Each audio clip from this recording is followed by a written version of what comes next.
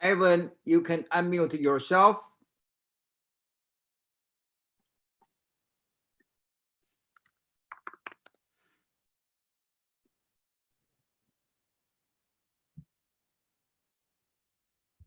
Evan, can you hear me? Hi, Don. Yes. Good. Okay. So give me a couple of minutes and then I'm going to start it. I need to say it's a trip there.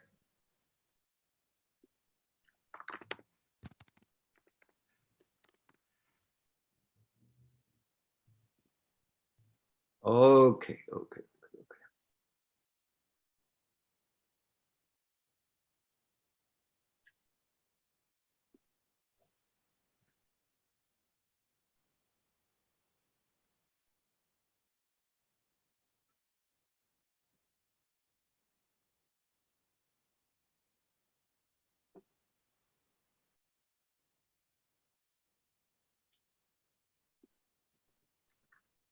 Let me just ask Andrew, okay?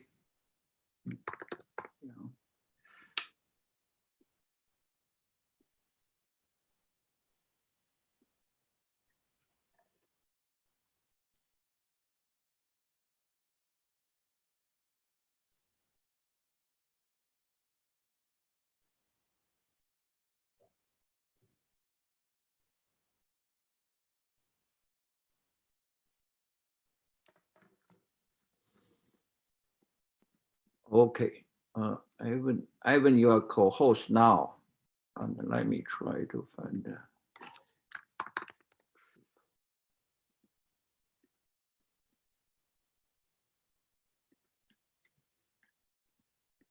Okay, I don't want to waste too much time, and let's start it. Okay. Hello to all our Asian leaders in New York and around the country, and happy Lunar New Year. I just flew 7 hours from California to New York last night to host this event. I had made it to JFK when I finally remembered we're on Zoom tonight. But I'm sure I'll find something else to do in Big Apple. And at least I can feel a little closer to all of you New Yorkers here tonight. When I check in at the airport, a woman from airline asked me why I was going to New York. I told her that I was going to celebrate the Lunar New Year with Andrew. Andrew whom? Andrew Yang, the next mayor of New York. Next thing you know, she upgraded me to first class. One of the many power of a Yang Gang. Apparently, it's a great night's sleep. Now I'm rested and ready for New York and the New Year. It's a joy to celebrate with so many friends tonight. I see our good friends, Kim Neal, H.P. Wang, Bing Zhang, Hannah Wang, Julia Ha, David Tsai, Mike Fang, Alex Wang, Qin Bai, Wen Yuan, and Qing Chen. I see our friend running for New York City Council, Edward Wen, who is running in District 29, and Hailing Chen, who is running in District 20, and our friend Eliza Owens, who is running for Manhattan DA. It's so great to see you all. I also want to shout out to our team, Daniel Yao, Angeline Huang, Joe Lau, and Rachel Bundy, who help us to put this event together. Thank you. I want to kick off our celebration in introducing an old friend of mine. He made history as the youngest open LGBTQ+ mayor in the country at age 26. Today, he represents Silicon Valley in California State Assembly.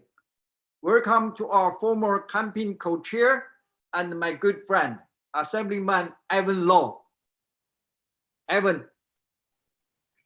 Hi, everyone. Thanks so very much for joining us in celebration of the Lunar New Year, while also recognizing the importance and engagement to getting great public servants elected in local office.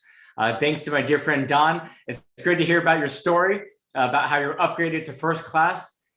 You're always first class in my book. But I know that you left Cupertino to go to New York for some important work.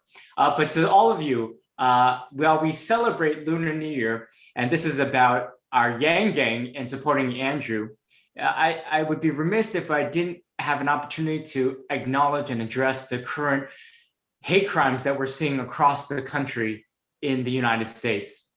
Unfortunately, we are seeing members of our community being targeted, slaughtered, murdered in American streets. And the call to action, of course, is what do we do about this? We must do something. What do we do about calling to action, about posting about this, about the media covering this? Do the laws on the books adequately address and tackle these issues to keep our elders safe from these violent attacks, that the vulnerabilities that our community faces each and every day? This is the reality that we're dealt with. And yet we're seen as perpetual foreigners, and that we might be too shy, too afraid to speak out. And we recognize from other communities that it's important to speak out, whether or not you see the Black Lives Matter and the marches on the streets, or the gay rights movement and gay pride and marching to ask for protections, or the women's march on our streets.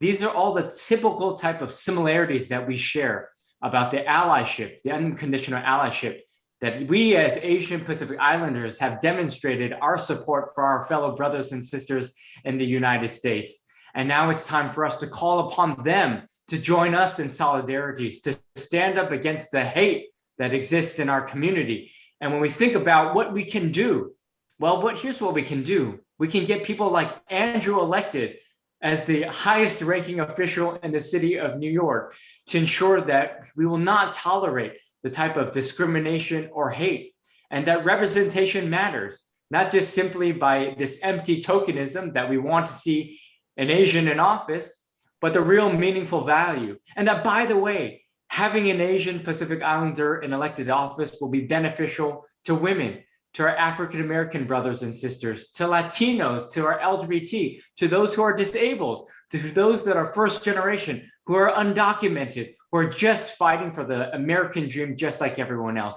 And that's why we're here. That's the essence of the Yang Gang, and that's why we're still here, loyal to be the cavalry for Andrew Yang.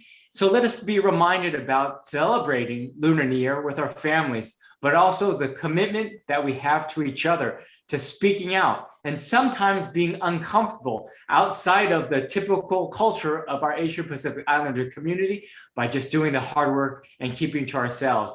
But no, we know that we must get into good trouble, and we'll do that in helping Andrew get elected. So let's all do our respective parts. To the fellow individuals who are on boards and commissions and elected officials on this call, thank you very much for your service. Let's continue the pipeline so that we will, at some point in the very near future, in our generations, see an Asian Pacific Islander as president of these United States, as cabinet secretaries, as senators, and as mayor of the city of New York. So thank you all very much for joining us. Wishing you a prosperous Lunar New Year of the Ox. Thanks, Don. Thank you, Ivan. Good neighbor. We are all in the Cupertino from California to here to join the celebration of a Lunar New Year in New York party. Thank you. And I think I'm going to pass the microphone to my co-host and the native New Yorker, Trip Yang, who is going to introduce our next mayor of New York. And Andrew is still in COVID, and but he insists he's going to come in here to meet with people. Let's welcome Trip Yang. Trip. Thank you so much, Don. I really appreciate it. Good evening, everyone. This is Trip Yang. I'm the senior advisor on the Yang for New York campaign. Brooklynite for many years. Previously lived in Fort Lee, New Jersey. Fulton Ho, who's one of our leaders here on the ground, says Yang ×2. No relation to Andrew, but I'm proud to be Yang Gang since birth. And it's really, really good to be here, over 100 strong, as we celebrate Lunar New Year and the Year of the Ox. We are really, really excited to be part of an historic campaign here in New York City. I know some folks are here from New York, some folks are here from California.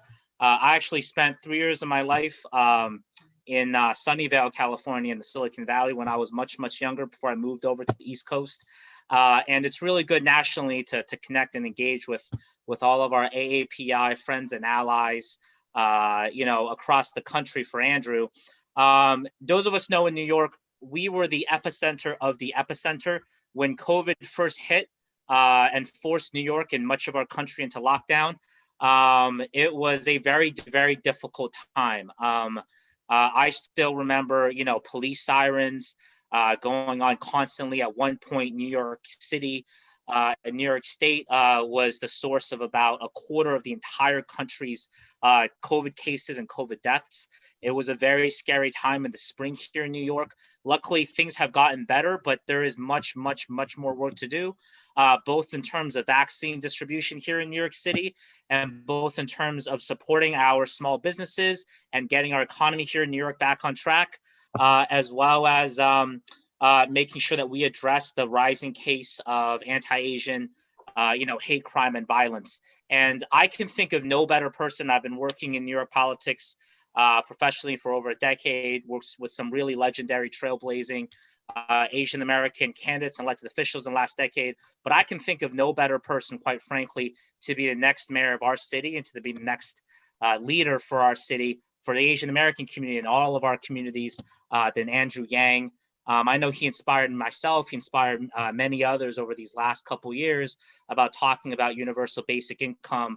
And in a city like New York City that has been hit so hard by COVID, getting direct cash relief to the neediest New Yorkers, there's no better time to do it than now. And there's no better leader with fresh ideas for our city than Andrew Yang. I want to talk a little bit about some of the things that we've been able to do on the campaign before we turn it to, the man of the hour. But we have launched our campaign actually exactly 4 weeks ago. It was January 14th that we launched our campaign for Andrew's run for mayor. And since then, we've had over 3,000 volunteers. Many of them are on the Zoom call today that have been with us making phone calls, texting voters about Andrew, and participating in socially distanced events like voter registration and encouraging folks to vote for the first time here in New York. We have thousands of donors. We are having a lot of momentum. We obviously still need a lot of support and momentum to ensure that we cross the finish line on June 22nd in the Democratic primary. And one of the things that folks here, have seen that locally the press has picked up on is that Andrew Yang is #1 in basically every poll, whether it's a private poll or a public poll. There was a poll that just came out yesterday that had Andrew at 28% and the next closest challenger at 11%. Sorry, at 17%. So we're ahead by double digits. And this polling that we've seen, and it shows that Andrew's doing well with almost every demographic group, frankly, whether you're Asian American, Latino, Black, or white. We are building a multiracial, coalition here that reflects the great diversity of New York and our country, and reflects, frankly, a campaign that advocates for all of our marginalized groups that Assemblyman Lowe had mentioned throughout the course of our country. So we have a lot of momentum. We have 4.5 months to go to the Democratic primary on June 22nd. We need to elect Andrew Yang. We are poised to make history, but we can't just rest on our laurels. We need everyone to continue to be involved and contribute to Andrew's campaign and to volunteer, whether it's remotely, if you feel comfortable, or if you feel comfortable being out there on the streets, socially distanced. But we need everyone's support. And with that, I want to introduce someone who needs no introduction. He is the candidate that we are all supporting as the next mayor of New York. And quite frankly, the mayor of New York is a national leader in so many ways as well. So it's my pleasure and honor to introduce our candidate, Andrew Yang. Thank you, Trip. Thank you, Evan. Thank you, Don-san. Thank you to so many of the friends that I see here tonight. It's great to be able to celebrate Lunar New Year with you all. I remember as a child, every time this time of year would come along, looking forward to getting lucky money in red envelopes from my parents. They were partial to $20 bills in those red envelopes. And it felt like a lot of money as a kid. Like, so if you've got kids, feel free to give them some hong bao and stick a little money in there, and it'll make some very happy memories for this time. I know Evan and Trip spoke a bit about how difficult a time this has been for the Asian American community, as well as everyone here in New York and around the country and the world. But I do think that our community has been hit particularly hard in multiple ways. So the first thing is that that Asian Americans in New York City may be the poorest of any community, which is not something that people readily realize. But at least one report had the poverty level at 25% in New York City. And we know that if you had lower levels of resources, you were more likely to suffer during this pandemic, which unfortunately played out in the Asian American community, where there was a fatality rate that was higher than normal. And the Asian American community has often suffered in relative silence. So there's the poverty, and now there's the surge in folks having their businesses and livelihood shut down in parts of New York City. In part, I think, because there was this ill-founded belief that Asian communities were a hub for the coronavirus early on. And now we're even seeing incidents of racism against people in the Asian American community that often are reported on social media. And we know that there is a pattern that is playing out in New York, in Oakland, other parts of the country. And that when people suffer, often they look to blame folks who are unlike themselves. And unfortunately, that has been Asian Americans in different circumstances, whether it's on the street just minding their own business or on a New York City subway. So this has been a painful time for us all. But I do think the Asian American community is getting hit particularly hard in New York City. And I want to do everything I can to help make it better. Certainly, number one would be recognizing that any racially based crime against Asian American is a hate crime and needs to be treated as such and prosecuted to the full extent of the law as such. But we need to be investing in trying to help small businesses reopen. It's not enough just to say we're gonna let you operate. We actually have to provide real resources and help. One of the things that I'm suggesting tomorrow is that we should be helping restaurants procure heat lamps and dividers and air filtration systems at bulk, instead of just saying, hey, buy these things. We might be able to lend a hand. We have to help these small businesses reach arrangements with their landlord that will enable them to keep their doors open. When I was in Queens last, I talked to a woman who ran a Korean restaurant for 35 years, and it had been path to a middle-class life for her and her family for those 35 years. And now she's shutting her doors and does not see a path forward. That broke my heart because that business has survived through thick and thin. It's meant a lot, not just to her family, but all the people that worked there and enjoyed the food.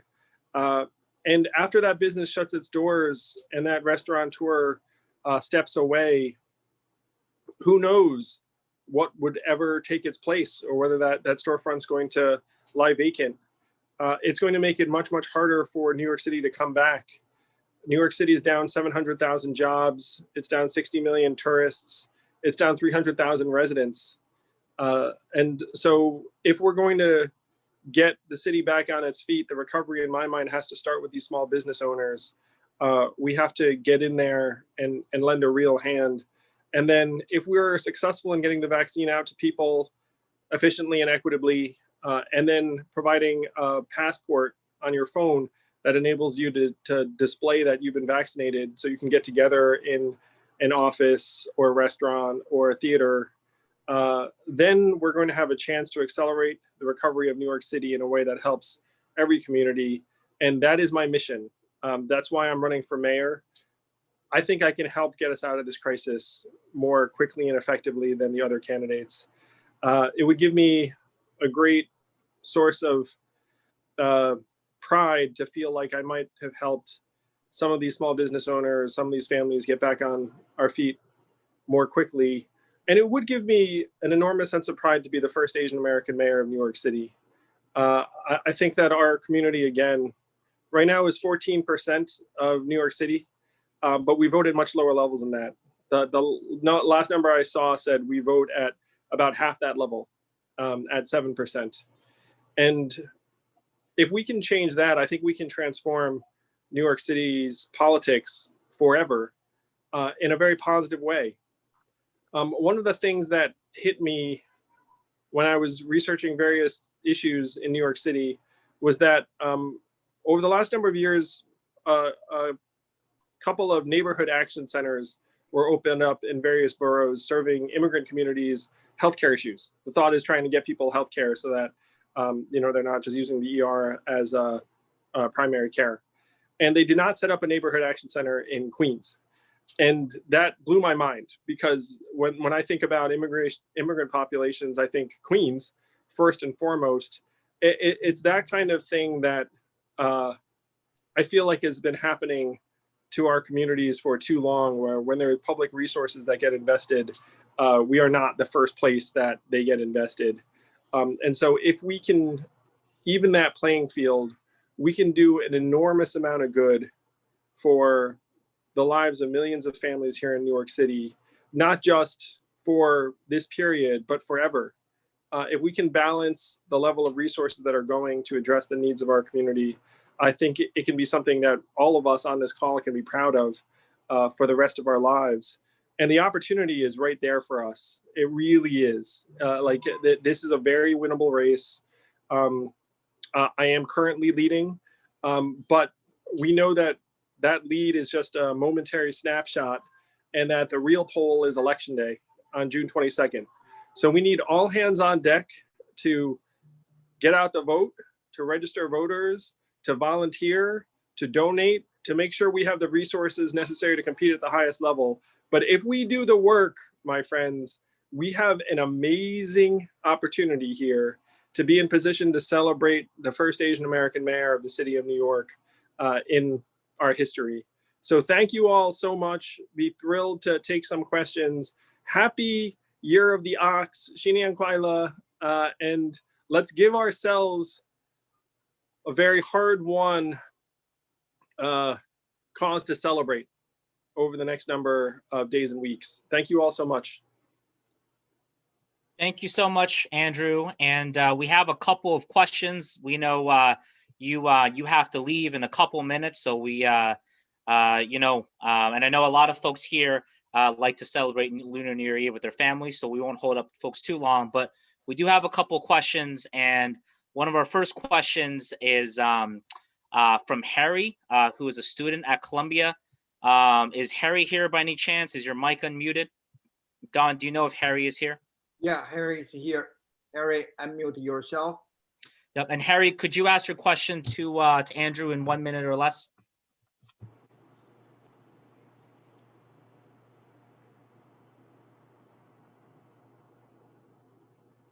Harry, okay. Sorry, it's my fault. Okay, I need to unmute. Oh, I'm so sorry about that. My mic was previously. He's good. So my question is, what do you think about, how do you currently assess your run for the mayor, and what do you think are the biggest challenges that you've encountered so far? Hi, Harry. We're doing tremendously well. I have the highest name ID and favorability of any candidate in the field. I'm getting more press, both positive and negative. Our digital game is 10 times stronger than anyone else's. So as long as we have the resources necessary to compete and we continue to put forward positive plans and an optimistic vision for the city, I believe I'm in great position. Ranked choice voting helps me. The last poll we had that used ranked choice voting had me as #1 in first choice, second choice, and third choice. So we're doing great. We just need to do the work and operate, and we'll have a great chance to win. I think the biggest surprise I've seen is that like the media is like the primary way that people campaign. And so like the big move that people will make will just be to plant a negative story in the press about another candidate, and everyone just does it every day. It's like I happen to think that we're going to be very, very resilient on that front because people already have a sense of me. Frankly, like I don't think people are keeping up with like the press cycles of the day to the extent that maybe some folks in the press like imagine. But that's been the surprise to me, is this, that if you're a campaign and you're like in 4th or 5th place or whatnot, like your main tool is to try and get a negative story about one of your opponents. So a lot of that, it just plays out on a day-to-day basis. I didn't realize the extent to which that was the norm. Great. We have another question from Helen Lee, all the way from Boston. Should we unmute your microphone, Helen Lee? If not, I could read your question that you had messaged. Yeah, I'm going to. Was not able. Okay, hi Andrew. Good to see you again. Great to read your book and talk with you in person in New Hampshire, Massachusetts. I also sent you a message. My question is, what surprises would you anticipating that you may see in the future during the months before June? Anything that we can do to prevent those surprises? And I would be happy to help a mom's group, Asian or American moms, for Andrew Yang, and also with youth. So I just want to see if there's anything that you can anticipate, like as a surprise that we can prevent, and also to help Asian American community to focus and strategically. I think the biggest surprises we're likely to see are of the sort I just described, where like people just have like landmines in the press they're going to try and plant, and I'm sure that they'll try and have those landmines go off down the stretch. The single best way that you can help is that if we fundraise robustly, we'll have resources to get our own message out down the stretch. And if we have that, then I think we'll be in great shape. There are questions about how the fundraising is going. The fundraising is going well, but frankly, not quite as well as some people had hoped, where there are a lot of very high expectations for me. I can see. So we're doing well, but we could use a bit of like a boost or fuel. But I'm really excited about where we are. The best thing you can do is really rally folks and make sure that we have the resources to get our own message out down the stretch. And thank you so much, and happy Lunar New Year to you and your lovely wife and 2 wonderful sons. And how do you balance that family and the vigorous campaign right now? Any tips for the family? Oh, really, in my case, it's just be very, very grateful to Evelyn, and try and be the best dad I can under the circumstances. But in my case, I just continuously express my gratitude. One of our final questions before Andrew has to leave, we have a question from Julian Ha about the education system in New York City and SHSAT. Julian, would you like to ask your question? Hey, thanks, Trip, and hey, great to see you, Andrew. Hey, Julian. Hope you're well. Hope you're recovering quickly. I'm actually originally from New York City and a beneficiary of having gotten into one of the 9 specialized high schools. As you know, this is a huge issue in the AAPI community in terms of the proposed changes that the current mayor, I think, has instigated. Have you, and I'm sorry if I missed it, but have you come out in terms of a position on how you might handle this particular issue that is very, very much at the top of minds of a lot of folks in New York? Yeah, Julian, I came out and said that I think we should keep using the SHSAT. I think that we can use other factors to help broaden the pool of families that get into various specialized high schools. I would open 2 new specialized high schools in each borough, because one of the issues that's happening right now is sometimes kids are commuting like an hour, hour and a half each way twice to get to school, which doesn't seem like a great setup for kids' education. But I'm one of the relatively few candidates in the field who thinks we should keep the SHSAT or version thereof. I just think we can use it as part of like, a more robust process. Appreciate that. Thank you, Andrew. Good luck. Rooting for you. Appreciate you. Thank you so much for those asking some questions. Evan, do you have a question while we have you here for Andrew while you're on? Yeah, I just want to say, Andrew, Don and your team has me doing call time for you on a weekly basis. So we'll do our part, but we're sending good vibes for you on a speedy recovery and a prosperous new year on behalf of all of the Yang Gang. So we're sending good vibes your way. Thank you, Evan. Appreciate the heck out of you. If you got a call from Evan Lowe, how could you say anything but yes? So we're going to be in great shape. Thank you, Evan. Good to see you. And so before we kick it to Andrew for any closing remarks on his end, and then Don Sun, the co-chair of the event, for closing remarks from him for the overall event, just a reminder for everyone, links are yangforny.com/volunteer. You can get engaged, whether you're on the West Coast or the East Coast. You can make calls or do some texting from the comfort of your home. I will put those in the chat box, and then yangforny.com /donate is the contribution website. If you're in New York City, your contribution is matched 8-to-1. So $10 really becomes $90. If you're anywhere else, we'll still take your contributions, because that's how we run a grassroots funded campaign. I'll put the links in the chat box, but we need everyone's support from West Coast to East Coast, in order to get Andrew across the finish line over the next 4.5 months. And so with that, we'll kick it over to Andrew before we wrap it up with Don. Thank you, Trip. Thank you, everyone, for being on this call.